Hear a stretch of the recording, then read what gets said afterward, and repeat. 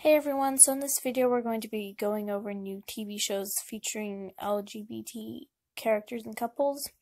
I will begin talking about the series and the couples or the character. Just a reminder, I don't own any of it, and to be completely honest, I did do a different version of this video, but it got taken down because I put some scenes in it. So this time I'm just going to leave the scenes down in the description so you can check them out for yourself.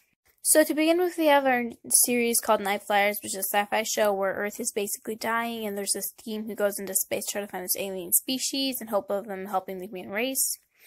Not to give too much away, they encounter some problems. It wasn't too bad. There were some interesting subplots, like the L2 thing.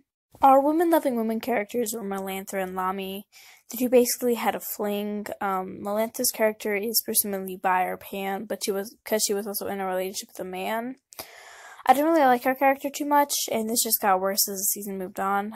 However, I did really enjoy Lami's character. I don't really support them as a couple, but they did have a fling, so I guess it's important to give them a shout out.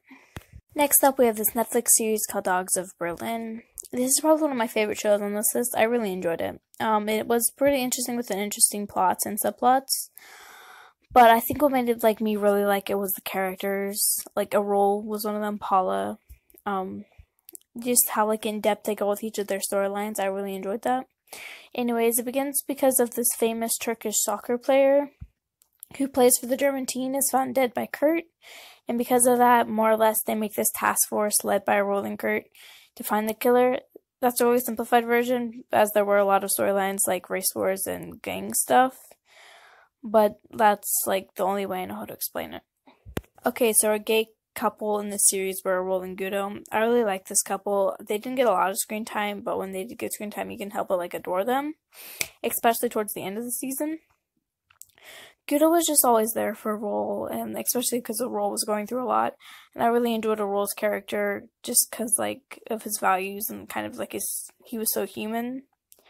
Plus, they were one of the only couples who didn't cheat on each other in this series, so that's also a good thing. Normally I don't like couples who are already together before the series starts, but just how this relationship was done, it just works. Then we have another Netflix series called Baby. It actually got a lot of bad press, but I thought it was okay. Basically, it follows these two girls in Rome who become underage prostitutes.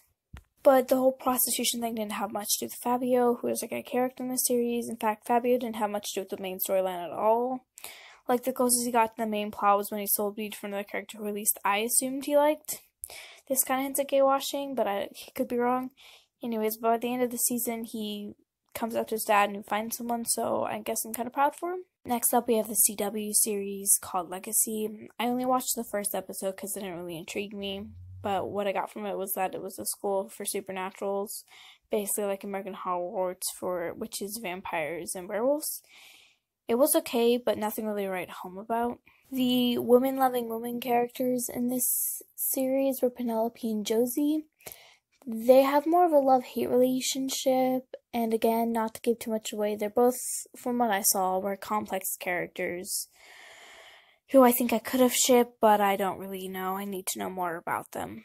Last, we have a Netflix series which is more on the popular side called Chilling Adventures of Sabrina. I actually only watched the first episode of the series because, again, it didn't appeal to me. But what I did from the series, that's about this witch girl named Sabrina who has to decide if she wants to witch or continue her life as a mundane. There are actually three characters who I want to talk to you about. One of them being Susie, who is supposedly being non-binary, and Luke, who is bi, and Ambrose, who is pan. I wasn't able to confirm all of these, but I watched a few scenes, which links will be in the descriptions below. Luke and Ambrose's relationship seemed pretty cool, but it's just still not enough for me to watch the series.